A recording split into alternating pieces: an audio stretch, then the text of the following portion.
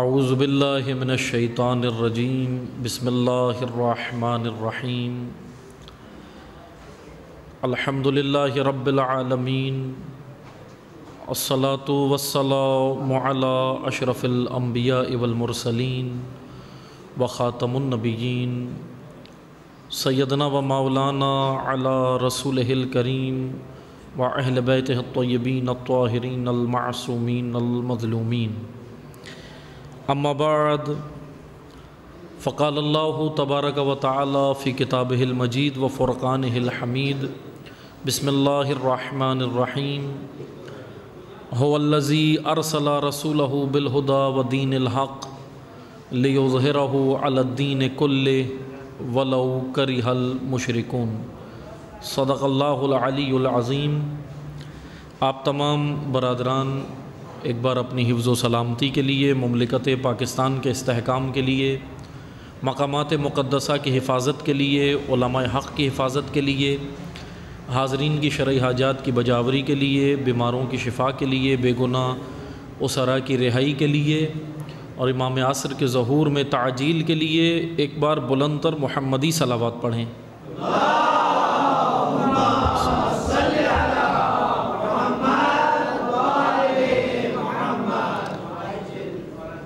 روز میلاد امام پنجم حضرت امام محمد باقر علیہ الصلاۃ والسلام کے پرمسرت موقع پر سب سے پہلے آپ تمام برادران کو مبارکباد عرض کرتے ہیں۔ یوم میلاد امام پنجم ہے اور ماہ رجب المرجب کا آغاز بھی الحمدللہ ہو چکا ہے اور ہم لطف الہی سے اس ماہ کے اندر داخل ہو چکے ہیں، اور اسی کے ساتھ ہی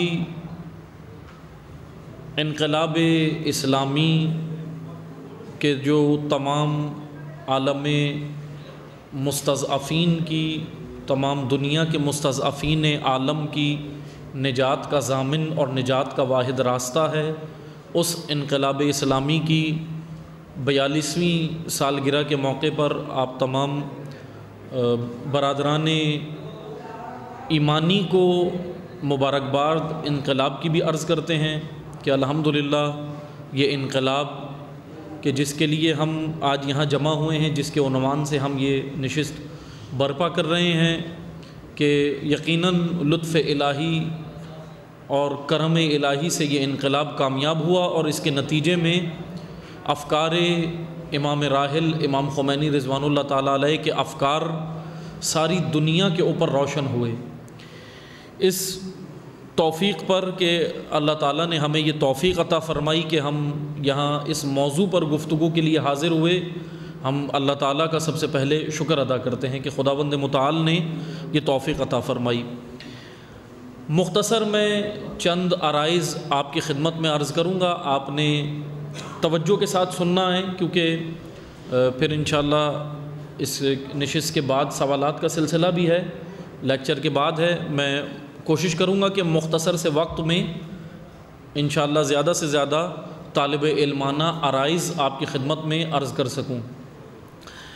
انقلاب اسلامی کے ایک حقیقت بھی یہی ہے کہ جس طرح ہم کربلا کے بارے میں عقیدتی پہلو زیادہ رکھتے ہیں، عقیدتاً زیادہ کربلا سے متمسک ہیں بجائے حقیقت کے، یعنی حقیقت یا معرفت کربلا کا پہلو یا عنصر ہمارے امور کے اندر یا ہمارے کاموں کے اندر وہ کم نظر آتا ہے، لیکن عقیدت کا عنصر زیادہ نظر آتا ہے۔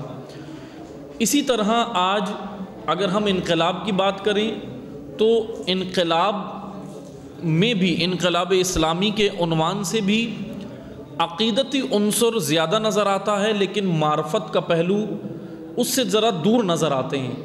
اب میں اس طبقے کی بات کر رہا ہوں کہ جو امام راحل امام خمینی کے افکار کو، ان کے نظریات کو قبول کرنے والا طبقہ ہے، کیونکہ بعض وہ طبقات ہیں جو اس نظریے کو یا اس کے بارے میں قبول نہیں کرتے۔ اب وہ قبول کیوں نہیں کرتے؟ کیونکہ مختلف وجوہات ہیں، کہ جس میں سے ایک وجہ یہ ہے کہ پروپیگنڈے کا شکار ہیں، اور پروپیگنڈا اتنا سخت ہوتا ہے کہ پروپیگنڈا امیر المومنین جیسے امام کے بارے میں بھی اگر کیا جائے تو لوگ ان کے بارے میں بھی مشوش ہو جاتے ہیں، تشویش میں پڑ جاتے ہیں۔ اسی لیے پروپیگنڈا بہت خطرناک انقلاب کے عنوان سے، نظریات امام راحل، نظریات رہبر معظم انقلاب اسلامی کے عنوان سے بہت زیادہ پروپیگنڈے کیے گئے ہیں، لیکن انشاءاللہ میں کوشش کروں گا مختصر سے وقت میں کہ الحمدللہ اہل علم تشریف فرما ہیں، لیکن ایک طالب علم کی حیثیت سے میں کوشش کروں گا یہ آرائز عرض کروں۔ انقلاب جو موضوع ہمارا ہے وہ انقلاب اسلامی ہے، لیکن اس سے پہلے ہم تھوڑا سا انقلاب، لفظ انقلاب کی وضاحت کرتے ہیں اور انقلاب کی شبیہات، انقلاب سے ملتے جلتے بہت سارے کام جو انقلاب نہیں ہوتے لیکن انقلاب لگتے ہیں، ایسا لگتا ہے وہ انقلاب ہے لیکن وہ انقلاب نہیں ہوتا، انقلاب کی ڈپلیکیٹ ہوتے ہیں، انقلاب کی شبیہ ہوتی ہے، شبیہ اس کی کاپی کو کہتے ہیں، شبیہ اوریجنل چیز نہیں ہوتی بلکہ کاپی کو شبیہ کہتے ہیں۔ جیسے ہم کہتے ہیں نا کہ یہ ہو بہو فلاں کی شبیہ ہے، یا یہ کہتے ہیں کہ فلاں بچہ اپنے والد کی شبیہ ہے، اس کے اندر شباہت اپنے والد کی آتی ہے، اس کے چہرے کے اندر، اس کے ناک نقشے کے اندر، اس کے گفتار کے اندر، اس کے کردار کے اندر، اس کے اٹھنے بیٹھنے اور طور طریقے میں شباہت فلاں کی آتی ہے۔ اسی طرح شبیہات انقلاب بھی ہیں، انقلاب کی ایک شبیہ نہیں ہے، انقلاب کی کئی شبیہات ہیں، میں انشاءاللہ عرض کروں گا۔ انقلاب کس کو کہتے ہیں؟ انقلاب کیونکہ یہ لفظ عربی زبان سے نکلا ہے، عربی زبان کے بعد پھر یہ اردو میں منتقل ہوا۔ منقلب، قلب سے انقلاب ہے، قلب، ہم دل کو قلب کہتے ہیں عربی زبان میں، قلب۔ اب دو قلب ہیں، ایک ڈنڈے والی کاف کے ساتھ ہے اور ایک دو نقطے والی کاف کے ساتھ ہے۔ کاف کے ساتھ جو قلب ہے وہ عربی میں اس کا معنی الگ ہے، وہ کتے کے لیے استعمال ہوتا ہے، جانور کے لیے، اور جو دو نقطے والی کاف ہے اس کے ساتھ جو قلب ہے، قلب جس کی آواز بھی حروف حلقی جو کہلاتا ہے، جب ہم مثلا تجوید پڑھتے ہیں تو اس کے اندر حروف حلقی، وہ جو قاف ہم بیان کرتے ہیں، قلب دراصل عربی زبان میں دل کو کہتے ہیں۔ اب قلب ایک حالت میں نہیں ہوتا، قلب ہمیشہ مختلف حالتوں میں ہوتا ہے، کبھی مطمئن ہوتا ہے، کبھی مضطرب ہوتا ہے، کبھی پریشان ہوتا ہے، کبھی صحیح ہوتا ہے۔ قلب کی یہ مختلف حالتیں ہیں۔ اسی حالت کی وجہ سے کہ قلب ایک حالت میں نہیں ہوتا، قلب میں تبدیلیاں ہوتی رہتی ہیں، قلب انسانی میں تبدیلی ہوتی ہے، اس وجہ سے اس کو قلب کہتے ہیں، اس حالت کی وجہ سے، اس کیفیت کی وجہ سے۔ انقلاب دراصل ایسی تبدیلی کو کہتے ہیں کہ جس کے اندر تین خصوصیات ہوں، توجہ سے سننا ہے آپ نے۔ انقلاب، ہر تبدیلی کو انقلاب نہیں کہتے، ہم ہر تبدیلی کو انقلاب سمجھتے ہیں لیکن ہر تبدیلی کو انقلاب نہیں کہتے۔ انقلاب کے لیے تین خصوصیات، یعنی یہ تین شرائط جب کسی تبدیلی کے اندر ہوں گی تو انقلاب اس کو ہم شمار کریں گے، ورنہ اگر تینوں شرائط میں سے ایک بھی نہ ہوئی تو وہ انقلاب نہیں ہو سکتا۔ وہ اصلاحات ہو سکتی ہیں، وہ شورش ہو سکتی ہے، وہ جنگ داخلی ہو سکتی ہے، وہ مخملی انقلاب ویلوٹ ریولوشن ہو سکتا ہے، وہ کودتا، فوجی بغاوت یہ ہو سکتی ہیں۔ یہ مختلف شکلیں ہیں جو آج ہمیں نظر آتی ہیں معاشرے کے اندر۔ انقلاب کے اندر تین خصوصیات ضروری ہیں، یا یہ کہہ لیں تین شرائط، ہر تبدیلی کو انقلاب نہیں کہتے، جس کے اندر تین شرائط ہوں وہ انقلاب ہے۔ پہلی شرط یعنی شدت کے ساتھ دفعتاً تبدیلی ہو، تدریجاً نہیں، ایک ایک ادارے کے اندر نہیں، تدریجاً کہتے ہیں درجہ بدرجہ، پہلے ایک ادارے میں تبدیلی آ گئی، پھر دوسرے میں آ گئی، پھر تیسرے میں، اس تبدیلی کو انقلاب نہیں کہتے۔ انقلاب یعنی دفعتاً تبدیلی، معاشرے کے تمام پہلوؤں میں ایک ساتھ تبدیلی، دفعتاً۔ پہلی ہے شدت کے ساتھ تبدیلی، کہاں تبدیلی؟ مثلا دفعتاً، تدریجاً نہیں، دفعتاً ایک ساتھ۔ اور دوسری شرط انقلاب کی ہماگیر تبدیلی، ہماگیر کہتے ہیں معاشرے کے تمام پہلوؤں میں، ایک طبقے کے اندر اگر تبدیلی آئے، مثلا اگر کسی ادارے میں، فرض کریں پاکستان میں بہت سارے ادارے ہیں، اگر کسی ادارے میں تبدیلی آئے اس کو انقلاب نہیں کہتے۔ انقلاب ملکی ہوتا ہے، انقلاب زمینی ہوتا ہے، ادارہ نہیں، اداری انقلاب نہیں ہوتا، یعنی اداروں میں جو محدود رہ جائے وہ انقلاب نہیں ہوتا، وہ اصلاحات ہوتی ہیں۔ اصلاح سمجھتے نا، اصلاح کرنا، اصلاحات ہوتی ہیں۔ اس لیے انقلاب کی پہلی شرط دفعتاً تبدیلی، تدریجاً نہیں، دفعتاً۔ دوسری شرط ہماگیر تبدیلی، سارے پہلوؤں کے اندر تبدیلی۔ ایسا نہیں ہے کہ کوئی ایک طبقہ اس میں شامل ہو، کوئی خاص گروہ اس کے اندر شامل ہو، اس کو انقلاب نہیں کہتے۔ انقلاب عوامی ہوتا ہے، انقلاب گروہوں کا نہیں ہوتا، انقلاب عوامی ہوتا ہے۔ اس لیے انقلاب کی شرط، دوسری شرط یہ ہے کہ انقلاب عوامی ہوگا، عوام اس میں شامل ہو۔ اگر کوئی ادارہ، اگر کوئی طبقہ، کوئی خاص ادارہ، کوئی خاص طبقہ، کوئی خاص گروہ اگر کوئی تبدیلی لائے، اسے بھی انقلاب نہیں کہتے، بلکہ انقلاب یعنی جو ہماگیر ہے معاشرے کے تمام عوامی طبقات میں، عوامی پہلوؤں میں۔ یا ایک اور میں وضاحت کرتا چلوں، حکومتیں جو تبدیلی لاتی ہیں اس کو بھی انقلاب نہیں کہتے۔ اوپر حکومت ہوتی ہے، نیچے عوام ہوتی ہے، اوپر سے نیچے جو تبدیلی آئے اس کو انقلاب نہیں کہتے، بلکہ عوامی تبدیلی اوپر جاتی ہے۔ اس مثلاً یہ کہہ لیں جس کو امام خمینی کہتے تھے انفجار، امام راحل کے جملے نا، انقلاب ما انفجار نور بود، ہمارا یہ انقلاب نور کا دھماکہ ہے۔ فجر عربی زبان میں انفجار فجر سے نکلا ہے۔ فجر ہم نماز کے لیے بھی استعمال کرتے ہیں نا، نماز فجر کو نماز فجر کیوں کہتے ہیں؟ اس لیے کیونکہ آسمان کے اوپر نور کا دھماکہ ہوتا ہے جو ظلمتوں کو چیر کر نورانیت کو واضح کر دیتا ہے۔ نورانیت جب چھائے اور ظلمتوں کے مثلاً جگر کو چیر کر جو نورانیت آسمان پہ آئے، اس نورانیت کو فجر کہتے ہیں۔ نماز فجر کو نماز فجر بھی کیوں کہتے ہیں؟ اس نورانیت کی وجہ سے جو اس وقت پڑھی جاتی ہے کہ جس وقت آسمان کے اوپر یہ تبدیلی رونما ہونے لگتی ہے، جس وقت فلکیات کے اندر، ایسٹرو فزکس کے اندر جب یہ تبدیلیاں ہونے لگیں تو اس کو پھر یہ ہم کیا کہتے ہیں؟ فجر کا وقت ہے۔ اصطلاح فقہ میں، فقہ کی اصطلاح میں اسے فجر کہتے ہیں۔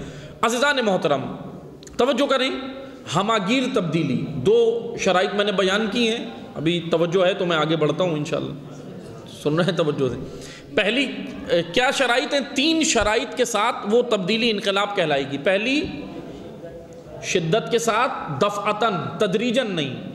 دوسرا، ہماگیر، عوامی تمام طبقات اور پہلوؤں میں، کسی خاص گروہ میں نہیں۔ اور تیسری شرط انقلاب کی وہ ہے آئیڈیالوجی، نظریہ۔ ایشوز کے اوپر جو تبدیلیاں آئیں وہ اصلاحات ہیں۔ مثلاً گیس کے بل زیادہ آ گئے، بجلی کے بل زیادہ آ گئے، مثلاً پانی کے لیے احتجاج کرنا، گیس کے لیے احتجاج کرنا، بجلی کے لیے کرنا، یا کسی اور ایشو کے اوپر اپنے مطالبے منوانے کے لیے، نوکریوں کے لیے احتجاج کرنا، فلاں کام کرنا، یہ تمام چیزیں احتجاج ہوتی ہیں، انقلاب نہیں ہوتی، یہ یاد رکھیں۔ کیونکہ انقلاب جب بھی آتا ہے آئیڈیالوجی کے نتیجے میں آتا ہے، نظریہ انقلاب برپا کرتا ہے، ایشوز انقلاب برپا نہیں کرتے۔ ایشوز، قومی ایشوز کیا کرتے ہیں؟ اصلاحات کرتے ہیں، لیکن وہ انقلاب سے ملتی جلتی چیزیں، اس لیے ہم کیا سمجھتے ہیں کہ جی اب آیا انقلاب۔ اور معذرت کے ساتھ پھر ہم ذرا جذباتی قوم ہیں، وہ جذبات میں پھر ہم ہر کسی کو کہہ دیتے ہیں کہ اب یہ انقلابی آ گیا ہے، اب انقلاب آ جائے گا۔ نہ، ہر موجودہ سسٹم میں جو تبدیلیاں ہوں اس کو اصلاحات کہتے ہیں، لیکن موجودہ سسٹم کو جڑ سے نکال کر جو تبدیلی لائی جائے اسے انقلاب کہتے ہیں۔ موجودہ سسٹم میں اصلاحات ہوتی ہیں، انقلاب نہیں ہوتا۔ آپ دیکھ لیں حضور نبی کریم صلی اللہ علیہ وآلہ وسلم، اللہم صلی علی محمد وآل محمد وعجل فرجہم، رسول اللہ جب تشریف لائے تو آپ دیکھ سکتے ہیں، حضور کی تاریخ ہے الحمدللہ آپ سب جانتے ہیں، میں ابھی اس میں نہیں جاتا لیکن مختصر سا بیان کرتا ہوں نا، کہ حضور کو آ کر جب دیکھا کہ رسول اللہ کسی چیز سے نہیں رکتے، تبلیغ دین سے نہیں رکتے، حضور تبلیغ دین سے نہیں رکتے، تو ابو جہل اور ان کا جو گروہ تھا، عرب کے جو بڑے سردار تھے، انہوں نے آپس میں میٹنگ کی اور کہا کہ ہم ایک کام کرتے ہیں، اب یہ تو ہماری نہیں مان رہے، سن نہیں رہے، اور پھر پیچھے حضرت ابو طالب کی سپورٹ بھی تھی، بہت بڑی سپورٹ تھی، اسی وجہ سے وہ عرب جتنے بھی قبائل اور سردار تھے وہ خوفزدہ بھی تھے کہ ہم رسول اللہ پہ کئی بار انہوں نے حملے بھی کیے، سب کچھ کیا، لیکن خاطر خواہ کامیابی ان کو نصیب نہیں ہوئی اللہ تعالیٰ کی مدد کی وجہ سے۔ بہرحال مختصر یہ کہ انہوں نے پھر آخر میں فیصلہ کیا کہ ایک کام کرتے ہیں کہ اب انہوں نے تو رسول اللہ کا نام لیا گستاخی سے، میں نام نہیں لیتا لیکن میں رسول اللہ کہہ رہا ہوں، انہوں نے کہا رسول اللہ کے پاس چلتے ہیں اور ان کو اس موجودہ نظام کے اندر ایڈجسٹمنٹ کے لیے آمادہ کرتے ہیں۔ آئے، آ کر پیغمبر اکرم کے پاس آئے، تاریخ ہے، آ کر کہنے لگے کہ آپ یہ کام کر لیں، ہمارے ساتھ یہ کر لیں، آپ کہیں تو عرب کی خوبصورت عورت آپ کو دیں گے، آپ کہیں تو آپ کو اسی سسٹم کے اندر کوئی عہدہ چاہیے، منصب چاہیے، پیسہ چاہیے، کیا چاہیے؟ رسول اللہ نے بولا کہ اگر ایک ہاتھ پر چاند اور دوسرے پہ سورج بھی لا کر رکھ دو، میں محمد اللہ کی تبلیغ سے ذرہ برابر پیچھے نہیں ہٹوں گا، میں پیچھے نہیں ہٹوں گا، کیونکہ رسول اللہ موجودہ ابو جہل کے نظام میں ایڈجسٹمنٹ کے لیے نہیں آئے تھے، بلکہ اس طاغوتیت اور ظلم کے نظام کو نکال کر اللہ کے الہی نظام کو نافذ کرنے آئے ہیں۔ یہ کام رسول اللہ کا تھا، خود قرآن کہہ رہا ہے هو الذی ارسل رسولہ بالہدی ودین الحق، یہ رسول کیوں آئے ہیں؟ دین حق لے کر آئے ہیں، ہدایت کے لیے آئے ہیں اور دین حق لے کر آئے ہیں۔ اب یہ کیا کریں گے؟ یہ تمام ادیان پر اللہ کے دین کو غالب کریں گے، وَلَوْ كَرِهَ الْمُشْرِكُونَ، اگر مشرکین کو برا ناگوار گزرے کوئی پرواہ نہیں، لیکن اللہ کے رسول نے یہ دین اس کو کامیاب کرنا ہے، اس کو نافذ کرنا ہے، اس کا نفاذ کرنا ہے۔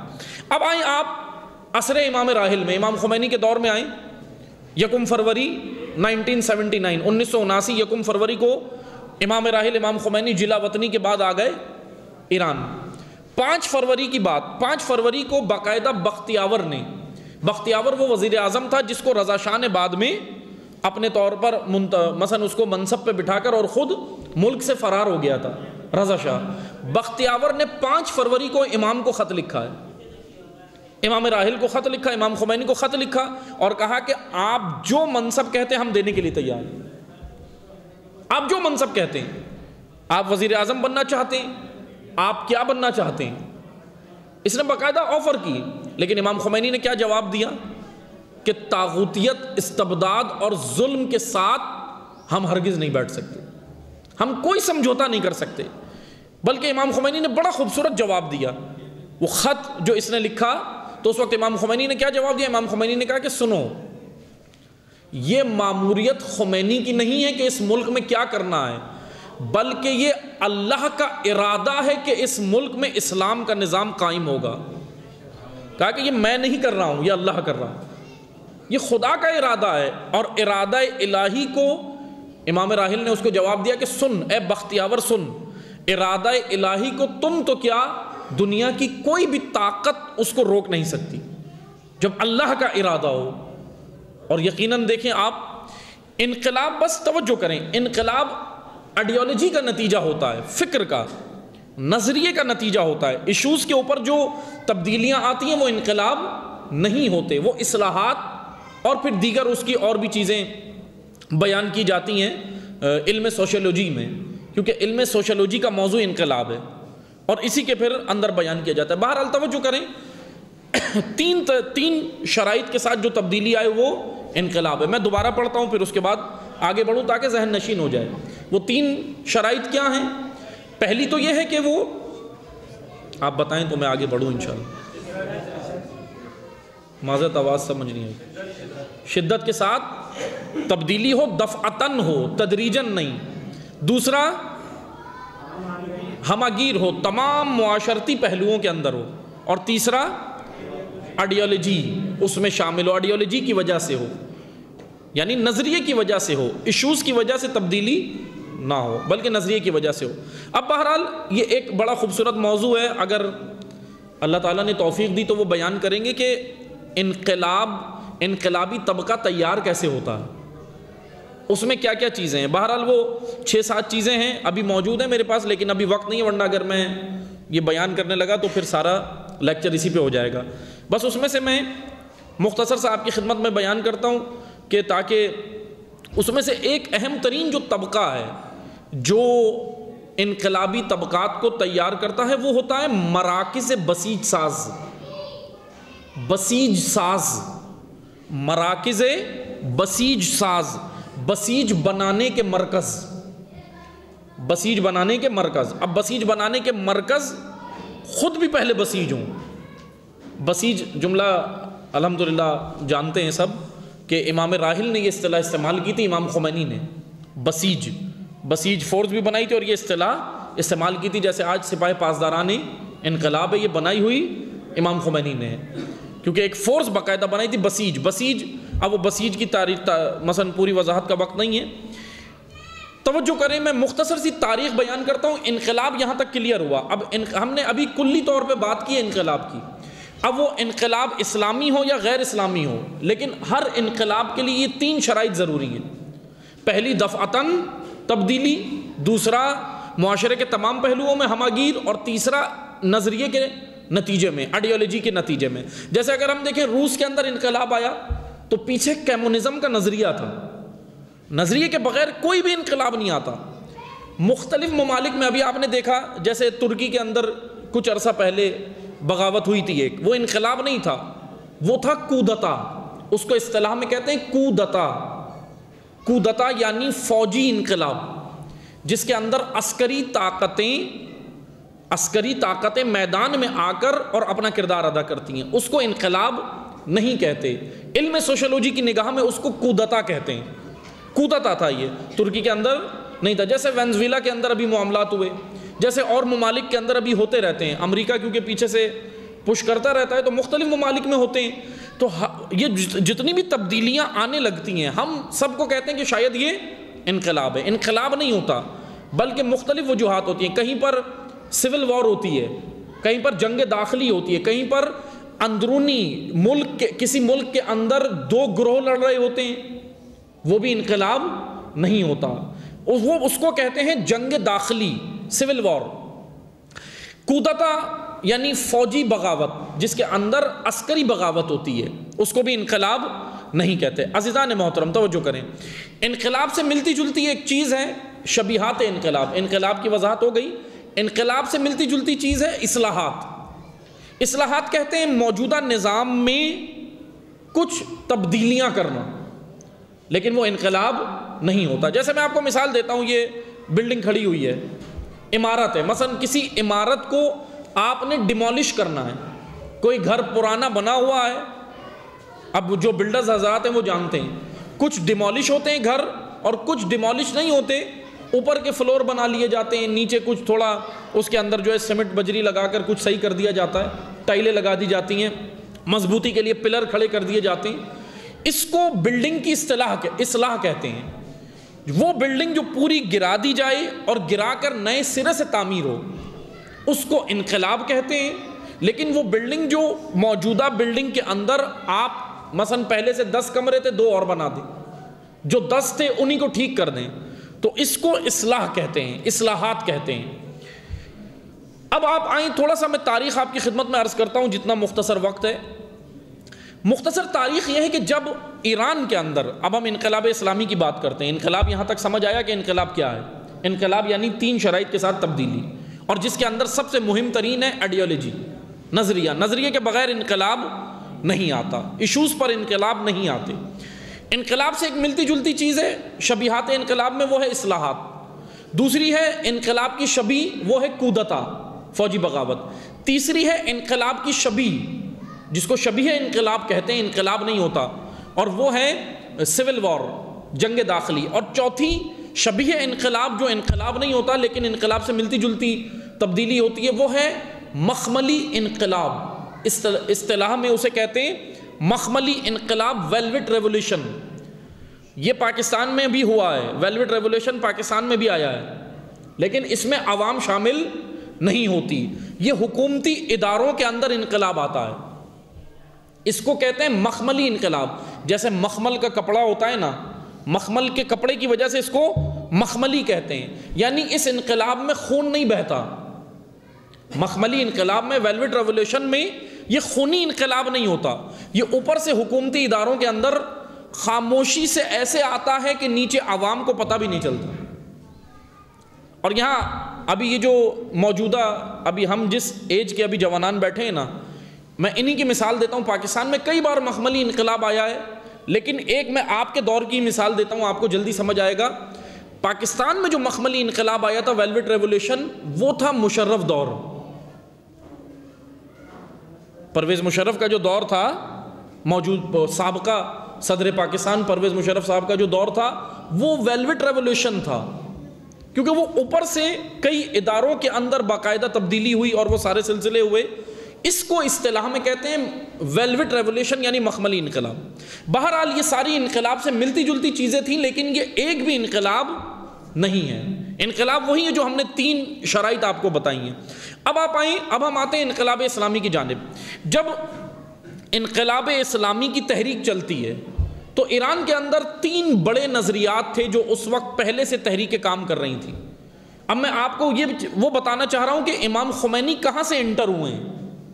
جب امام خمینی انٹر ہوئے، یعنی انٹر سے مراد یہ ہے کہ جب وہ باقاعدہ کھل کر سیاسی طور پر میدان میں آئے، وہ کہاں سے آئے، وہ حالات کیا تھے. میں ان حالات کا تھوڑا سا خاکہ آپ کی خدمت میں بیان کرتا ہوں. 3 نظریات انقلاب اسلامی کے مقابل یا فکر امام خمینی کے مقابل 3 قسم کے نظریات پہلے سے ایران میں تھے. پہلا نظریہ تھا نیشنلزم، قوم پرستی. یہ تحریک پہلے سے ایران میں چل رہی تھی، رضا شاہ کے دور سے بھی پہلے سے یہ تحریک چل رہی تھی. اس کو کئی لوگ سپورٹ کر رہے تھے، اس کو کئی بڑی شخصیات اس میں شامل تھیں، اس میں کئی باہر سے بیرونی ہاتھ شامل تھے. یہ قوم پرستی کی تحریک تھی. دوسری تحریک جو ایران کے اندر چل رہی تھی وہ تھی کیمونزم، کیونکہ روس کا انقلاب آ چکا تھا اور روس کے اثرات ایران میں کافی پڑے تھے.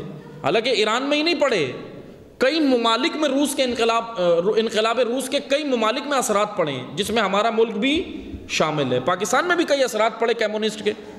اب وہ بہت پرانا دور ہے، وہ ہم نے دیکھا نہیں، یعنی وہ اتنا پرانا دور ہے شاید بزرگان جانتے ہیں جو بیٹھے ہیں، لیکن وہ آپ لوگوں نے وہ دور نہیں دیکھا کہ جب یہاں پر بھی کمیونسٹ کی ایک باقاعدہ ایسی تحریک تھی. لیکن میں ابھی نام نہیں لیتا کیونکہ مشکل ہو جائے گی، ورنہ بہت بڑی بڑی شخصیات اس کمیونسٹ تحریک کے اندر انہوں نے کردار ادا کیا ہے. مذہبی نہیں تھیں، وہ سیاسی شخصیات تھیں، لیکن بڑے بڑے پارٹیوں کے قائدین تھے جو کمیونسٹ کو باقاعدہ پاکستان میں پروموٹ کر رہے تھے، لیکن بالکل سائلنٹ طریقے سے، یعنی معلوم بھی نہیں لوگوں کو کہ وہ کمیونسٹ ہو سکتے ہیں. ابھی وہی میں کہہ رہا ہوں، اگر نام لوں تو آپ خود حیران ہوں گے کہ وہ کمیونسٹ تھے، لیکن باقاعدہ یہ کام کیے ہیں. بہرحال کمیونزم یہ دوسری بڑی تحریک تھی جو ایران کے اندر چل رہی تھی. تیسری، یا یہ میں کہہ سکتا ہوں سمجھانے کے لیے، انقلاب کی تحریک میں جو رکاوٹیں تھیں وہ یہ تحریکیں تھیں، کیونکہ امام خمینی جو نظریہ پیش کر رہے تھے وہ عین اسلامی تھا، وہ رسول اللہ کا نظریہ، وہ دین کا نظریہ، وہ امیر المومنین کی تعلیمات، وہ قرآن و اہل بیت کا نظریہ. اب اس کے مقابل کیا کیا تھا؟ اس کے مقابل سب سے بڑی رکاوٹ قوم پرستی، نیشنلزم. حالانکہ آپ نے واقعہ سنا ہے نا کہ جب سلمان رشدی کے قتل کا فتویٰ دیا تھا امام خمینی نے، سلمان رشدی جس نے گستاخی کی تھی پیغمبر اکرم صلی اللہ علیہ وآلہ وسلم کی شان اقدس میں، تو اس وقت امام خمینی نے قتل کا فتویٰ دیا تھا. بہرحال یہ بھی الحمدللہ تشیع کا اعزاز حاصل ہے کہ ناموس رسالت پر سب سے پہلے جس مرد فقی نے غیرت کا مظاہرہ کیا وہ بھی شیعہ تھا، اور وہ امام خمینی ہے. باقاعدہ امام خمینی نے قتل کا فتویٰ دیا تھا جب سلمان رشدی کے. تو بہت ساری بڑی شخصیات تھیں، مذہبی شخصیات، وہ آئیں امام خمینی کے پاس، کئی شخصیات آئیں اور آ کر انہوں نے باقاعدہ امام خمینی کو کہا کہ آپ قتل کا فتویٰ واپس لے لیں. امام خمینی کو مشورہ دیا. امام نے کہا کہ کیوں لے لیں، کیا ہوگا؟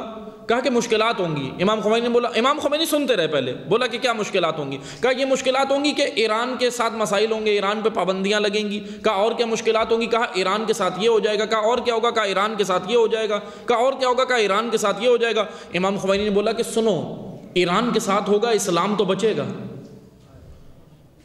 یہ ہوتے ہیں الہی رہبر. انہوں نے یہ نہیں کہا کہ ایران بچانا ہے، اسلام قربان کرنا ہے. انہوں نے کہا، امام خمینی نے کہا کہ اسلام بچاؤ، ایران قربان کرو، کیونکہ اگر اسلام بچ گیا کئی ایران بچا لے گا، لیکن اگر ایران بچایا اور اسلام قربان کیا تو شاید ایک بھی ایران نہ بچے. یہ اس وقت امام خمینی کے جملے تھے. بڑی بڑی مذہبی شخصیات نے آ کر امام خمینی کو کہا کہ جی آپ یہ قتل کا فتویٰ لے رہے ہیں، مشکلات ہو جائیں گی، لیکن امام خمینی نے واپس نہیں لیا، کیونکہ یہ الہی رہبر ایسے ہوتے ہیں، قوم پرست نہیں تھے. یہ نہیں کہہ رہے تھے کہ نیشنلزم. اب اس کے مقابل امام خمینی نے جو دین پیش کیا، اس کے مقابل یہ تحریک چل رہی تھی نیشنلزم کی، دوسری تحریک چل رہی تھی کمیونزم کی. تیسری رکاوٹ جو امام خمینی کے راہ میں اوائل انقلاب میں تھی وہ تھی روایتی اسلام، جس کو امام خمینی اپنی اصطلاح میں گفتگو میں کہتے تھے متحجرین کا اسلام. یہ جملات یاد کر لیں. الحمدللہ انقلابی طبقہ بیٹھا ہے، انقلاب سے محبت الفت کرنے والا طبقہ ہے. ہمیں تو امام خمینی کی اصطلاحات یاد ہونی چاہیے، حفظ ہونی چاہیے، عام بول چال میں ہمیں بولنا چاہیے امام کی یہ جملات. کیا کہتے تھے؟ متحجرین کا اسلام. متحجرین لفظ ہجر سے نکلا ہے. ہجر عربی زبان میں کہتے ہیں پتھر کو. امام خمینی ایسے اسلامی لوگ جو خود اپنے آپ کو تو دیندار بنا لیں لیکن معاشرتی ذمہ داریاں ادا نہ کریں، اور اگر کوئی معاشرے میں ذمہ داری ادا کرنے آئے تو اس کے راہ میں بھی رکاوٹ بنے، امام خمینی ان کو بولتے تھے یہ متحجرین ہیں. یعنی یہ پتھر کی طرح ہیں. پتھر نہ خود پانی کو آگے بڑھنے دیتا ہے نہ خود فائدہ اٹھاتا ہے. اس کو امام خمینی کہتے تھے متحجرین. تحجر لفظ استعمال کرتے تھے، تحجر. تحجر یعنی پتھر، ہجر. اور متحجرین یعنی وہ طبقہ جو روحانی تھا، جو دیندار تھا، جو لبادہ دین میں تھا لیکن انقلاب کے خلاف رکاوٹیں کھڑی کرتا تھا. اب یہ کتنا بڑا محاذ تھا امام کے لیے، کتنا بڑا محاذ تھا. یہ باہر سے نہیں تھے محاذ، یہ اندر تھے. ایک نیشنلزم کی تحریک، ایک کمیونزم کی تحریک، اور دوسرا متحجرین کا اسلام یعنی روایتی اسلام جو چلا آ رہا تھا. روایتی اسلام. امام خمینی نے ایسی قوم جو نماز بھی پڑھتی تھی، روزہ بھی رکھتی تھی، حج بھی کرتی تھی، سارے کام کرتی تھی نا، ایرانی قوم پہلے سے کرتی تھی، اور الحمدللہ وہاں پر علماء، مراجع سب تھے موجود، اور ان کے امام خمینی سے پہلے بھی کئی مراجع گزر چکے ہیں، تاریخ ہے ساری، اور الحمدللہ ان کی کاوشیں سر آنکھوں پر، اللہ تعالیٰ نے ان کو توفیق دی، انہوں نے اپنی کاوشیں انجام دی. لیکن توجہ کریں، ایسی دیندار قوم کو امام خمینی نے آ کے جانتے کیا نعرہ لگایا؟ ایسی دیندار قوم کو جب پہلی تقریر امام راحل نے، امام خمینی نے، تو اس وقت پہلی تقریر میں کہا کہ سنو، اسلام گمشدہ است، اسلام تم نے کھو دیا ہے، تمہارے ہاتھ میں اسلام نہیں ہے. ابھی یہ مشکل ہے. اب ہم نماز بھی چوری کر لیتے ہیں، کبھی کبھی نماز بھی نہیں پڑھتے، روزہ بھی نہیں رکھتے، ماہ رمضان میں بھی ڈنڈی مار لیتے ہیں روزے میں، حج پیسے ہو جاتے بھی نہیں ہیں، بعض کرتے ہیں نا ایسے. اب اگر کوئی ہمیں آ کر بولے کہ اسلام گمشدہ است، تمہارے ہاتھ سے اسلام نکل گیا ہے، تو ہم سمجھ آتا ہے کہ ہاں بھائی صحیح بول رہا ہے، ہم اسلام پہ چل کب رہے ہیں. لیکن ایسی قوم کو جو سارے احکام بجا لا رہی تھی، امام خمینی نے احکام بجا لانے والی قوم کو کہا اسلام گمشدہ است، تمہارے ہاتھ سے اسلام نکل گیا. اب کون سا اسلام امام خمینی دینا چاہ رہے تھے؟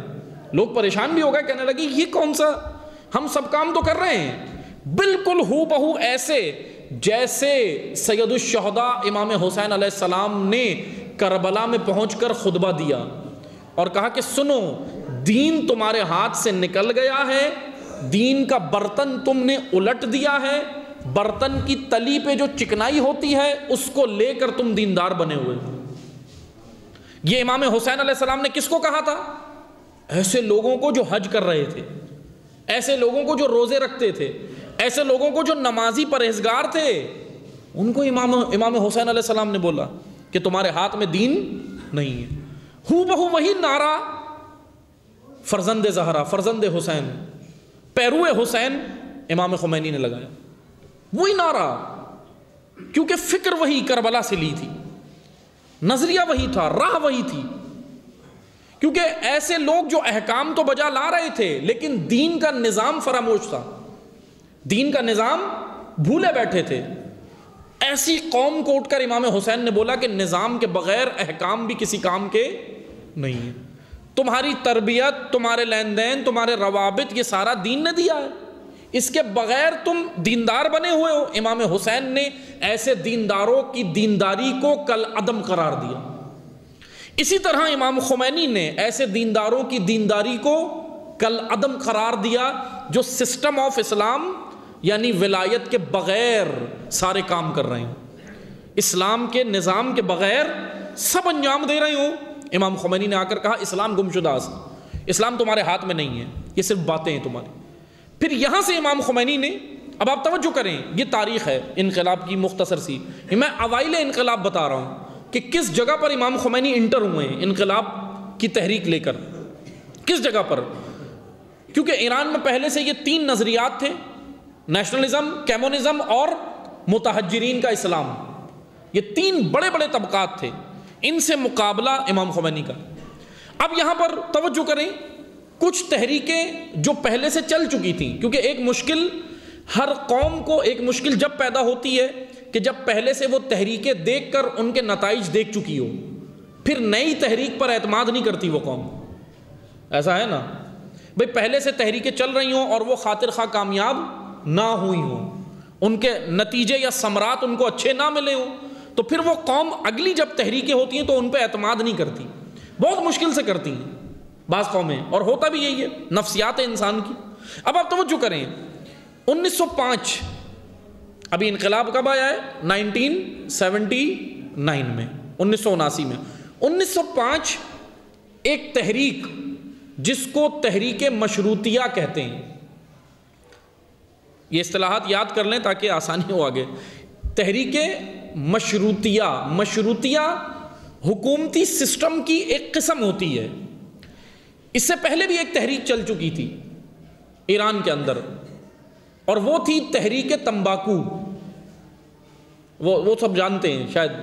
تحریک تمباکو یہ تھی کہ جب برطانیہ نے فیکٹریاں لگائی تھیں تمباکو کی اس زمین پر، بر صغیر پہ جہاں ہم بیٹھے ہوئے ہیں، کیونکہ یہ سارا پہلے ایک تھا، ہندوستان پاکستان بر صغیر کہلاتا تھا، تو اس زمین پر برطانیہ نے تمباکو کی فیکٹریاں لگائی تھی اور دوسری فیکٹری ایران میں لگائی تھی، لیکن جانتے ہیں وہاں کیا حال ہوا تھا؟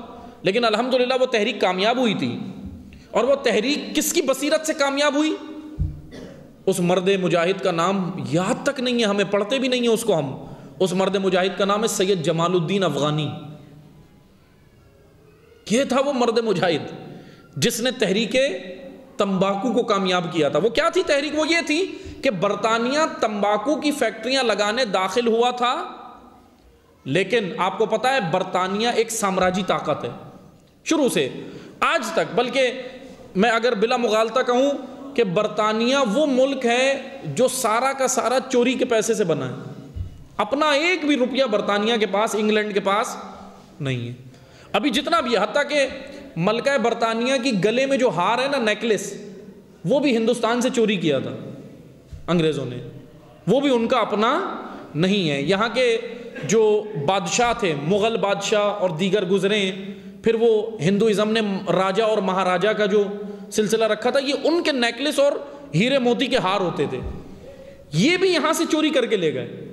آج تک جو ملکہ برطانیہ جو پہنتی ہے نا ہار، وہ بھی اس کے اپنے پیسوں کا نہیں ہے، لیکن گھمنڈ کتنا ہے کہ سب سے بڑا برطانیہ کے بعض معذرت کے ساتھ تلوے چاٹتے ہیں مسلمان، لیکن اپنا تشخص بھول گئے۔ بہرحال توجہ کریں، میں مختصر عرض کروں، وقت زیادہ ہو گیا ہے، ابھی مجھے وقت معلوم نہیں ہے کتنا ہے، تو وقت زیادہ ہو گیا، کیونکہ یہ باتیں میں مختصر کر رہا ہوں تاکہ میں سمیٹ کر پھر سوالات کا بھی وقت دیا جائے۔ بہرحال توجہ کریں عزیزان محترم، تمباکو کی تحریک یہ تھی کہ برطانیہ داخل ہوا بر صغیر میں بھی، ایران کی زمین پر بھی، فارس میں بھی اور یہاں بھی۔ کس وجہ سے؟ کہ اس نے کہا کہ ہم تمباکو کی فیکٹریاں لگائیں گے اور آپ کو نوکریاں دیں گے، آپ کو نوکریاں ملیں گی، آپ کے ملک میں خوشحالی آئے گی۔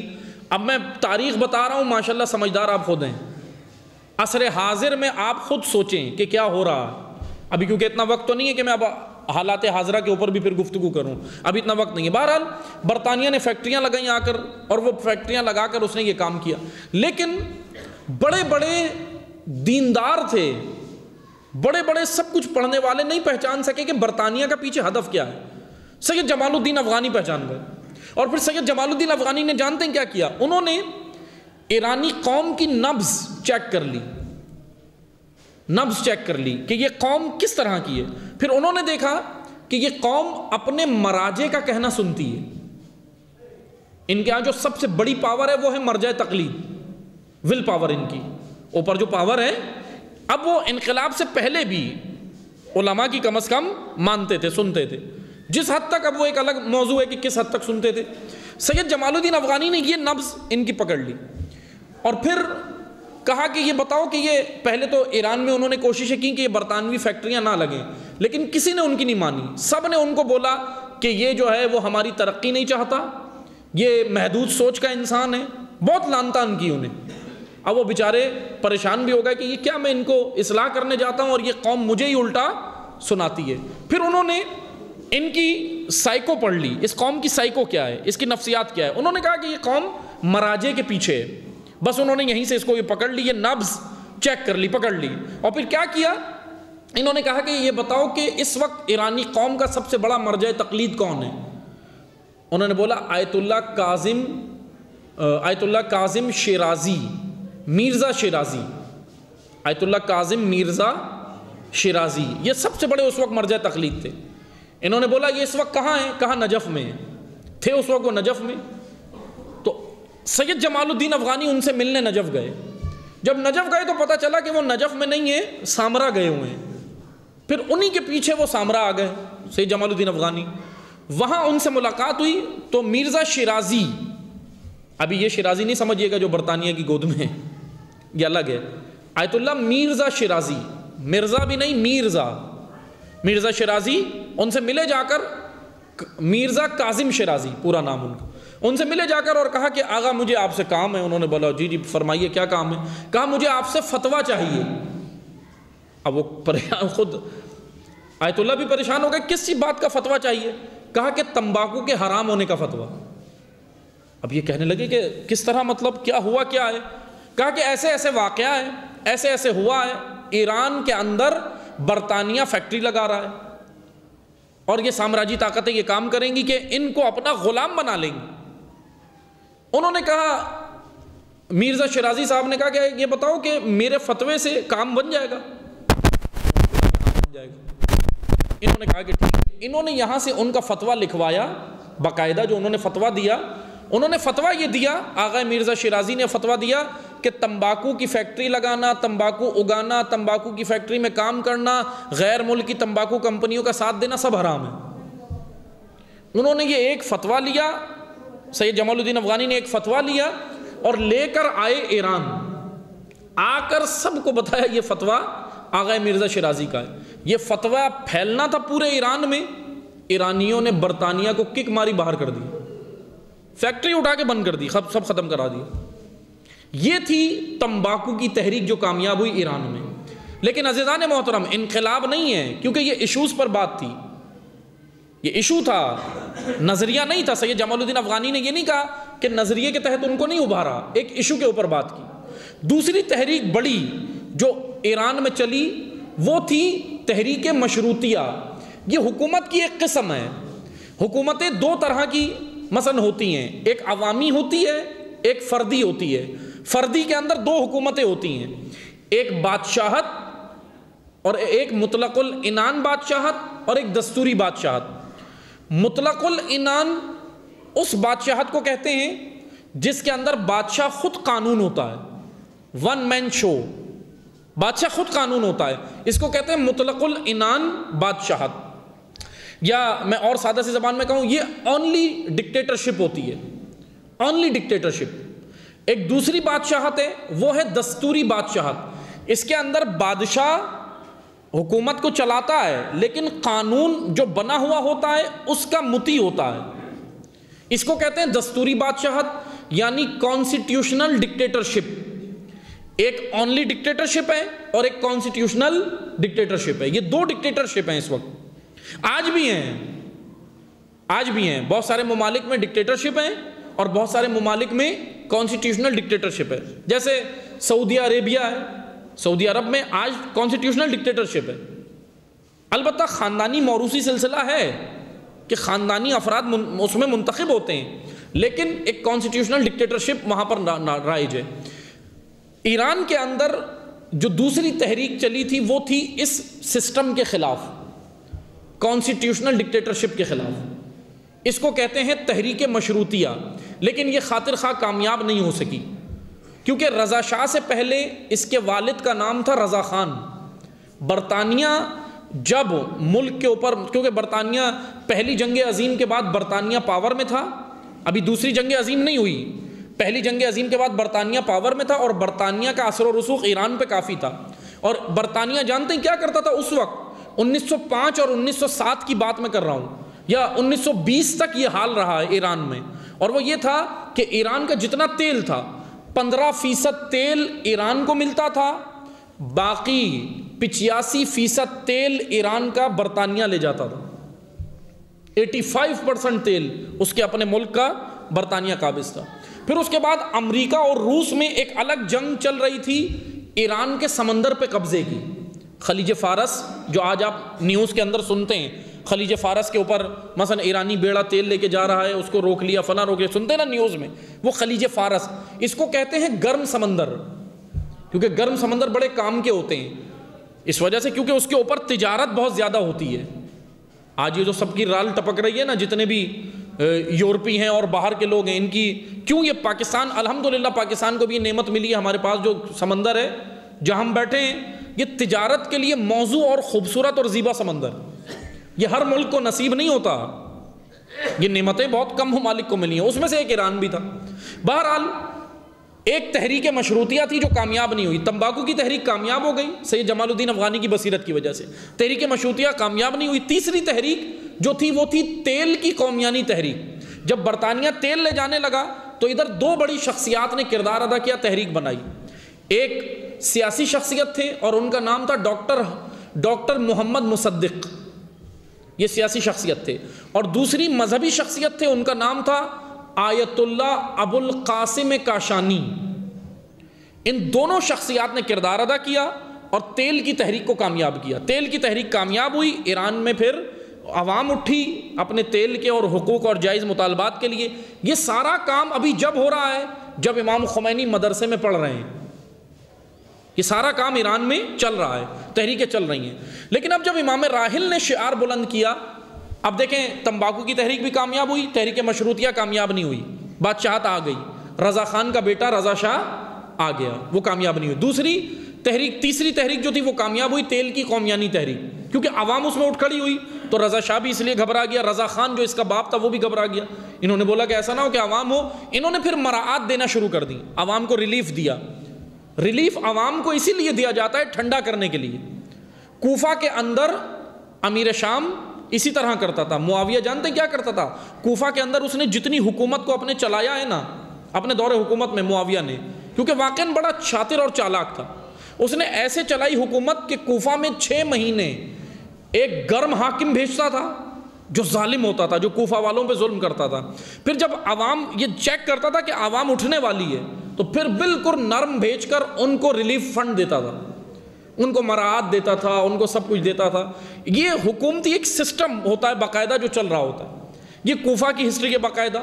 اب یہاں آئیں تو یہاں بھی یہی ہوا، رضا خان کیونکہ چیف آف آرمی اسٹاف تھا، پھر اس کو برطانیہ نے، رضا خان جو رضا شاہ کا باپ ہے، پھر اس کو برطانیہ نے بنایا، بادشاہ بنایا وہاں کا، پھر اس کے بعد بادشاہ کے بعد اس کے بیٹے کو یہ حکومت منتقل کر دی گئی۔ اب امام خمینی کا دور آتا ہے، جب رضا شاہ کی حکومت ہے، اب امام خمینی کا دور یہاں سے شروع ہوتا ہے۔ امام خمینی یہاں آ کر عوام سے پہلا خطاب کرتے ہیں اور کہتے ہیں اسلام تمہارے ہاتھ میں نہیں ہے، اب تمہیں اسلام کی ضرورت ہے۔ عزیزان محترم، بس میں مختصر کروں، امام خمینی کی یہ تحریک نہ تیل کے ایشو پر تھی، امام خمینی کی یہ تحریک نہ کسی اور انٹرنل ایشو پر تھی۔ امام خمینی نے ایک ہی شعار بلند کیا تھا کہ رضا شاہ کے ساتھ ہمیں کوئی حکومت نہیں بنانی، یہ قبول ہی نہیں ہے۔ اور سب سے پہلا کام، تحریک جو کامیاب ہوتی ہے وہ جب کامیاب ہوتی ہے، عملی طور پر تحریکیں بعد میں میدان میں آتی ہیں۔ پہلا مرحلہ ہوتا ہے بیداری، شعور، آگہی، ہوشیاری۔ امام خمینی نے 13 سال کا عرصہ جو ان کے ذہن میں پہلے سے موجود روایتی چیزیں تھیں، امام خمینی نے ان کو نکالا اور اصل اسلام ناب محمدی ڈالا۔ اگر یہ کام نہ ہوتا تو یہ قوم کبھی بھی تیار نہیں ہوتی۔ اب میں صرف افکار امام خمینی کے عنوان سے اس لیے ایک چیز عرض کر دوں اور پھر اس کے بعد بس یہاں پر لیکچر کو تمام کریں گے، پھر سوالات کا سلسلہ جتنا بچے گا مختصر وقت۔ توجہ کریں، امام خمینی کا یہ انقلاب دراصل یہ انقلاب اسلامی نتیجہ ہے فکر امام خمینی کا، اس نظریے کا نتیجہ ہے۔ اور امام خمینی کی فکر کیا ہے، میں بس اس افکار کو اب انشاءاللہ اگر اللہ تعالیٰ نے توفیق دی تو اس پر اور کئی لیکچر ہونے چاہیے کہ افکار امام خمینی کی نظریاتی بنیادیں، یعنی وہ نظریاتی بنیادیں کیا ہیں کہ جس پر امام خمینی نے پورا اسٹرکچر کھڑا کر دیا انقلاب کا، تو وہ ہمیں معلوم ہونی چاہیے۔ اس میں سے میں بس ایک بیان کرتا ہوں، اور وہ یہ تھا کہ خالص اسلام، اصل اسلام، ملاوٹوں سے پاک اسلام، جس کو امام خمینی کہتے تھے اسلام ناب محمدی، ناب خالص، اور اس کے مقابلے میں جو اسلام موجود تھا وہ تھا، اس کو امام خمینی نے نام دیا تھا اسلام امریکائی، یعنی وہ اسلام جس سے امریکہ خوش ہو، وہ اسلام جس سے برطانیہ خوش ہو۔ ایسا اسلام اور ہے، امام خمینی کا اسلام اور ہے، جو امام خمینی نے کربلا سے لیا ہے، جو کربلا سے لیا ہے۔ مثلا میں آپ کو مثال دیتا ہوں نا، ابھی ہم کس چیز پر خوش ہوتے ہیں کہ یورپ کے اندر مسجدیں بہت ہیں، اس پہ خوش ہوتے ہیں نا ہم، کہتے ہیں جی یورپ نے کیا شاندار مثلا مسجد بنائی ہے، کیا امام بارگاہ بنائی ہے، کیا عزاداری کروائی ہے، ہم ان کے گیت گاتے ہیں کہ کیا عزاداری کروائی ہے۔ پارلیمنٹ کے اندر ماتم ہو گیا، ہم خوش ہو رہے ہیں۔ اسمبلی کے اندر دعا مثلا کچھ پڑھ دیا وہاں پر برطانیہ کی اسمبلی میں، ہم خوش ہو رہے ہیں نا۔ کربلا ہمیں یہ نہیں سکھاتی، کربلا یہ نہیں سکھاتی کہ مثلا اسی پارلیمنٹ کے اندر کربلا یہ نہیں سکھاتی کہ ظالم و جابر اپنی ووٹنگ کے لیے، اپنے امور کے لیے، اپنی نمائش کے لیے، اپنے مفادات کے لیے عزاداری کا پتہ استعمال کرے اور ہم اس کے پیچھے چل دیں۔ پتے پھینکے جاتے ہیں باقاعدہ۔ یہ ہمیں یہاں ہوشیاری کی ضرورت ہے۔ امام خمینی کے سامنے جتنے پتے انہوں نے پھینکے، امام خمینی بابصیرت تھے۔ دوسرے باقاعدہ آ کر مشورہ دیتے تھے امام خمینی کو کہ کیا اب مثلا میں آپ کو مثال دیتا ہوں، جیسے ہی امام خمینی نے تحریک چلائی تو اس وقت جانتے ہیں ایران میں کیا حال تھا؟ ایران میں یہ صورتحال تھی کہ رضا شاہ نے ریلیف فنڈ کا اعلان کر دیا تھا، اس کو کہتے ہیں سفید انقلاب۔ رضا شاہ نے کہا تھا کہ ایرانیوں کے لیے تعلیم فری، یہ ریلیف اعلان کیے تھے۔ جب امام خمینی میدان میں آئے اور تحریک کا آغاز کیا، امام خمینی کے آغاز کرتے ہی رضا شاہ نے ایک اعلان کر دیا تھا، اور وہ تھا کہ ایرانیوں کے لیے تعلیم فری، ایرانیوں کے لیے اور بہت ساری مراعات تھیں جو قوم کو اپنی اس نے دے دی۔ لیکن اتنی مراعات کی موجودگی میں لوگ آ کر امام خمینی سے کہتے تھے کہ کیا اب تحریک ختم کر دیں، اب تو آپ بھی خاموش بیٹھ جائیں، سب تو مل گیا۔ لیکن امام خمینی کہتے تھے کہ ہمیں آگے جانا ہے۔ کہاں آگے جانا ہے؟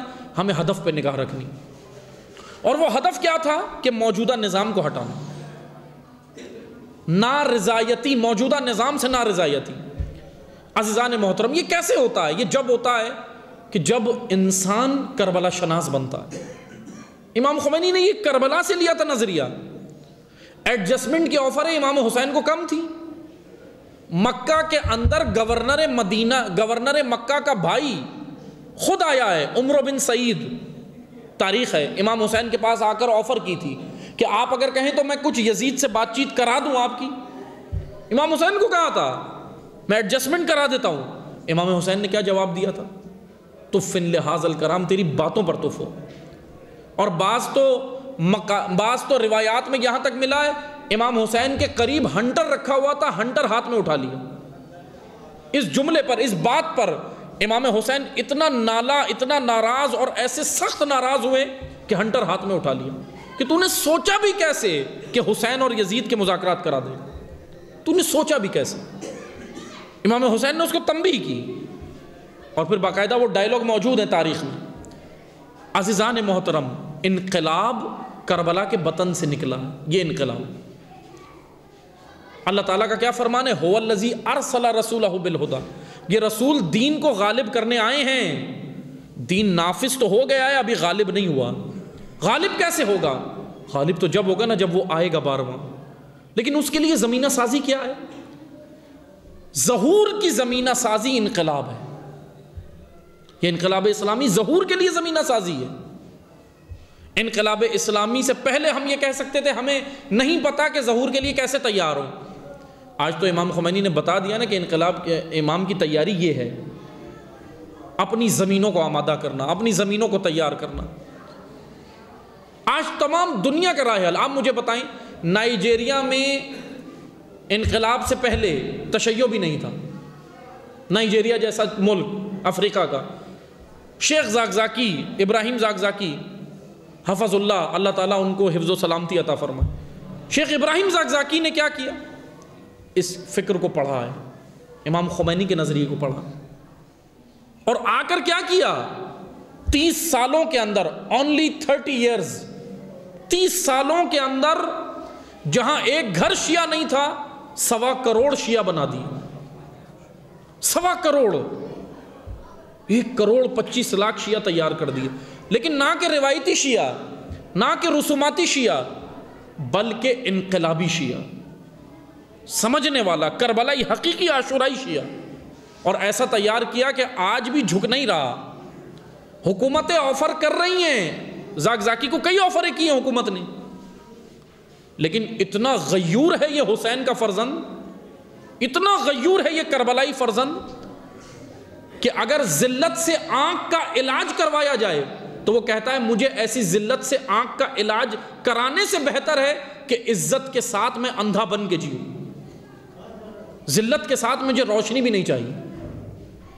ہندوستان لائے تھے نا علاج کرانے کے لیے، لیکن جب ذلت محسوس کی، جب تحقیر محسوس کی، تو کہا کہ یہاں پر مجھے علاج بھی نہیں کرانا.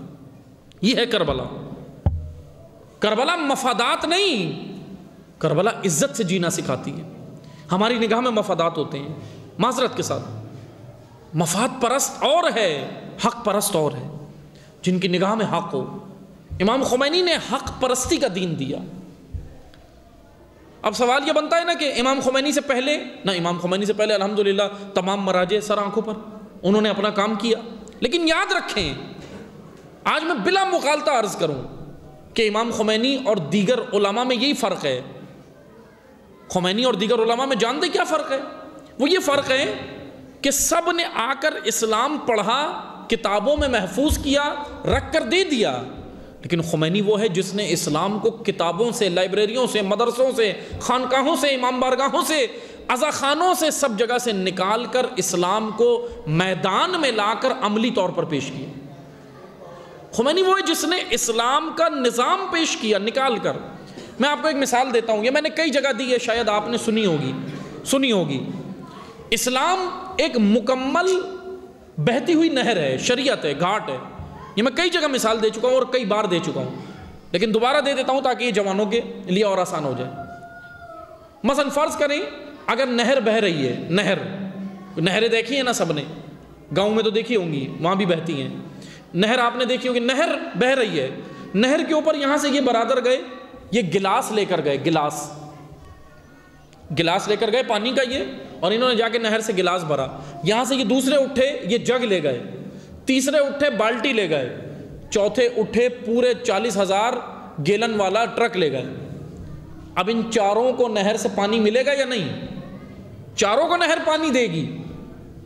نہر یہ تو نہیں کہے گی جو گلاس لایا اس کو نہر یہ کہے گی تمہیں نہیں ملے گا، سب کو ملے گا. لیکن جتنا برتن لے کے گئے ہو اتنا ملے گا. ایسا ہی ہے نا. اب جس نے گلاس بھرا وہ نہر کو بولنے لگے کہ تو نے مجھے زیادہ پانی کیوں نہیں دیا. نہر کیا جواب دے گی؟ تم برتن ہی اتنا لائے تھے، تم بڑا برتن لاؤ. وہ دیکھو، وہ جگ لایا، وہ جگ میں لے گیا. وہ بالٹی لایا، وہ بالٹی میں لے گیا. وہ 40,000 گیلن والا ٹرک لے آیا، وہ ٹرک میں پانی لے گیا.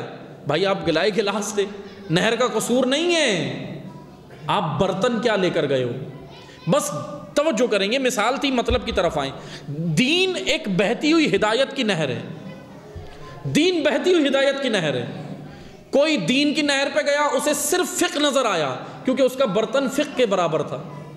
کوئی دین کی نہر پہ گیا، اسے صرف عقائد نظر آئے کیونکہ اس کے سمجھنے کی صلاحیت عقائد تک محدود رہی. کوئی دین کے نہر پر گیا، اس کو صرف اخلاق نظر آیا، کوئی دین کی نہر پہ گیا اس کو صرف احکام نظر آئے، لیکن امام خمینی وہ تھے جو دین کی نہر پہ گئے، احکام فقہ، عقائد، اخلاق، ان ساری چیزوں کے ساتھ امام خمینی دین کی نہر سے وہ بھی لے آئے جو سب چھوڑاتے تھے، اور وہ تھا نظام حکومت، وہ تھا نظام، دین کا نظام۔ امام خمینی جب دین کی نہر میں وارد ہوئے ہیں تو وہ معمولی ظرف لے کر نہیں گئے، ان کو وہاں سے سب کچھ مل گیا، نکالا انہوں نے اور نکال کر پیش کیا۔ اس لیے آیت اللہ جوادی عاملی حفظ اللہ بہت جید عالم دین ہیں، مدافع ولایت ہیں۔ آیت اللہ جوادی عاملی کیا فرماتے ہیں؟ آیت اللہ جوادی عاملی فرماتے ہیں کہ امام خمینی کی فکر، ان کا نظریہ یا امام خمینی کو سمجھنے کے لیے 200 سال درکار ہیں، 200 سال لگیں گے، یہ فکر اتنا کھلے گی۔ آج آپ دیکھ لیں اٹھا کر، اسی فکر کے نتیجے میں لبنان کامیاب ہوتا ہے، حزب اللہ بنتی ہے، اسی فکر کے نتیجے میں یمن کامیاب ہوتا ہے، اسی فکر کے نتیجے میں بحرین میں تحریک چلتی ہے، اور اسی فکر کے نتیجے میں کئی اندرونی تحریکیں چل رہی ہیں جو ابھی منظر عام پر نہیں ہیں۔ اسی فکر کے نتیجے میں کئی تحریکیں، آج قطیف، سعودی عرب کا صوبہ قطیف، جہاں پر انقلاب سے پہلے کوئی تصور بھی نہیں کر سکتا کہ شیعہ وہاں پر ہے، آج آپ بتائیں انقلاب کے بعد آج وہاں کا تشیع اٹھ کر عزت کے ساتھ اپنی زندگی جینے کے لیے تیار ہوتا ہے۔ کس کا نتیجہ ہے یہ؟ فکر امام خمینی کا نتیجہ ہے۔ عزیزان محترم، امام خمینی کے افکار الحمدللہ آپ برادران اسی فکر کے اوپر کام کر رہے ہیں، اسی پلیٹ فارم پہ کام کر رہے ہیں، فخر ہونا چاہیے، اور یقیناً ملامتوں میں نہیں آئے، لوگوں کی ملامتوں کی پرواہ نہ کریں، باتوں کی پرواہ نہ کریں۔ مومن کی ایک علامت یہ ہے کہ وہ لوگوں کی ملامتوں کی پرواہ نہیں کرتا۔ اسی فکر کو عام کریں، زندہ کریں، روشن کریں۔ الحمدللہ جب انقلاب آیا تو یہ ہمارا ملک پڑوس میں آیا نا، ہمارے تاریخ جانتے ہیں، بزرگان بیٹھے ہیں، تاریخ جانتے ہیں کہ انقلاب جب آیا تو سب سے پہلے قبول کرنے والا یہی ملک تھا، اسی ملک کی عوام تھی، اسی ملک کے طبقات تھے۔ اور بعض کہتے ہیں نا کہ جی یہ تو شیعہ انقلاب، نہ، یہ بھی یاد رکھیں انقلاب جب آیا تو سب سے پہلے اس انقلاب کی حمایت کرنے والا پاکستان کا سنی تھا، شیعہ کو بعد میں پتہ چلا، اور اس کا نام ہے مولانا ابو العلا مودودی۔ سب سے پہلے انقلاب کی حمایت انہوں نے کی، امام خمینی کو خط لکھا، اور ان کے اس خط میں موجود ہے کہ یہ انقلاب ایرانی نہیں ہے، یہ انقلاب شیعی نہیں ہے، یہ انقلاب اسلامی انقلاب ہے، کیونکہ اس انقلاب کی بنیاد اور اسٹرکچر کو مولانا مودودی جانتے تھے کہ اس کا اسٹرکچر اور ڈھانچہ، جس اسٹرکچر کے اوپر یہ انقلاب کی عمارت کھڑی ہوئی ہے وہ عین اسلام ہے، اس لیے یہ پھوکوں سے بجھایا نہیں جائے گا، اللہ کا وعدہ ہے یہ پھوکوں سے بجھایا نہیں جائے گا۔ ٹرمپ تو کچھ بھی نہیں ہے، میں تو نام لے رہا ہوں، ٹرمپ جیسے کئی آئے چلے گئے، چیلنجز کر کے چلے گئے، سب کچھ کر کے چلے گئے، لیکن انشاءاللہ انقلاب کا یہ شجرہ اور اپنی آب و تاب کے ساتھ انشاءاللہ روز بروز بڑھ رہا ہے، اور انشاءاللہ بڑھے گا، اور اسی کے نتیجے میں انشاءاللہ آج پاکستان میں الحمدللہ آج ہم بیٹھ کر اگر اس فکر کے اوپر بات کر رہے ہیں، یہ کامیابی ہے، انقلاب کی کامیابی کہ الحمدللہ بات ہو رہی ہے، سمجھا جا رہا ہے اس فکر کو انشاءاللہ، اور آپ سب مبلغ بنیں، اس فکر کے مبلغ بنیں، طریقے سے، احسن طریقے سے، لڑائی جھگڑا نہیں، فساد نہیں۔ ہم عموماً کیا کرتے ہیں، معذرت کے ساتھ میں حقیقت بیان کر دوں، ہم کیا کرتے ہیں جب ہمیں انقلاب پتہ چلتا ہے نا، پھر ہم دوسرے کو سمجھتے ہیں کہ یہ بالکل حقیر ہے، پھر بس ہم انقلابی ہیں، باقی سب بیکار ہیں نا۔ اگر اس تک یہ بات نہیں پہنچی تو آپ کو بہت ہی خوبصورت طریقے سے اس کو اپ گریڈ کرنا ہے، دور نہیں کرنا۔ ایک چرواہا تھا جو اللہ کی حمد کر رہا تھا، حضرت موسیٰ گزر رہے تھے، بکریاں چلانے والا چرواہا، کتنی اس کی ایجوکیشن ہوگی چرواہے کی؟ آج کے دور میں بتائیں ایجوکیشن کتنی ہوتی ہے چرواہے کی؟ پڑھا لکھا ہوتا ہے؟ نہیں ہوتا۔ آج کے دور میں 2021 میں بھی چرواہا پڑھا لکھا نہیں ہوتا۔ تو وہ حضرت موسیٰ کے دور کا چرواہا تھا، وہ کتنا جاہل ہوگا، کتنا انگوٹھا چھاپ ہوگا، اس کو تو کچھ بھی نہیں آتا تھا۔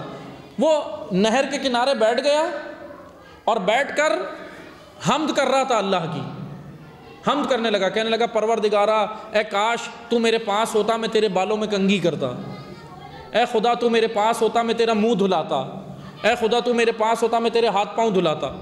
حضرت موسیٰ گزر رہے تھے، حضرت موسیٰ نے دیکھا، انہیں غصہ آ گیا، کہنے لگے کیا کر رہا ہے، یہ تو شرک ہے، نہ خدا کا بدن ہے، نہ بال ہے، نہ کچھ ہے، یہ تو شرک ہے، کیا کر رہا ہے۔ حضرت موسیٰ نے اس کو ڈانٹ دیا، بس ڈانٹ کر چلے گئے۔ اللہ تعالیٰ کی طرف سے حضرت موسیٰ کو پیغام آیا، اے موسیٰ وہ جس لیول پر ہے، وہ جس سطح پر ہے، وہ جس سطح پر میری حمد کر رہا ہے، تمہاری سطح پر حمد اور ہے، اس کی سطح اور ہے، اس کی فکری اور ذہنی سطح اور ہے۔ اے موسیٰ اس کو تنبیہ نہیں کرنی، ڈانٹنا نہیں ہے، اس کو سمجھانا ہے۔ حکم الہی آیا، حضرت موسیٰ نے جا کر اس کو سمجھایا پیار محبت سے، کیونکہ وہ چرواہا تھا، اس کی فکر اور سوچ ہی اتنی سی تھی۔ اب حضرت موسیٰ نے، خدا نے کیا کہا، اب وہ حمد خدا ایسے نہیں کر سکتا جیسے آپ کر رہے ہو، جس معرفت کے میدان، جس معرفت کے لیول پر آپ ہو وہ نہیں ہے معرفت کے لیول پر۔ عزیزان محترم، یہی مثال ہمارے لیے ہے کہ اگر ہمیں کربلا، انقلاب، امام راحل کی یہ فکر پتہ چلی ہے، آج الحمدللہ ہم اس سے جڑے ہیں، تو اب جو نہیں جڑا وہ جانتا نہیں ہے، یا تو پروپیگنڈے کا شکار ہے، یا پھر اس کا اتنا لیول نہیں ہے، معرفت کا لیول نہیں تھا۔ اس کو دور نہیں کرنا ہے، اس کو قریب لانا ہے، سمجھانا ہے، اخلاق کا دامن تھامے رکھنا ہے، اخلاقیات سے، کہ انشاءاللہ اللہ تعالیٰ سے دعا بھی کرتے ہیں اللہ تعالیٰ ہمیں حقیقتاً انقلاب اسلامی اور افکار امام خمینی کو سمجھ کر اس پر عمل کرنے کی توفیق عطا فرمائے انشاءاللہ۔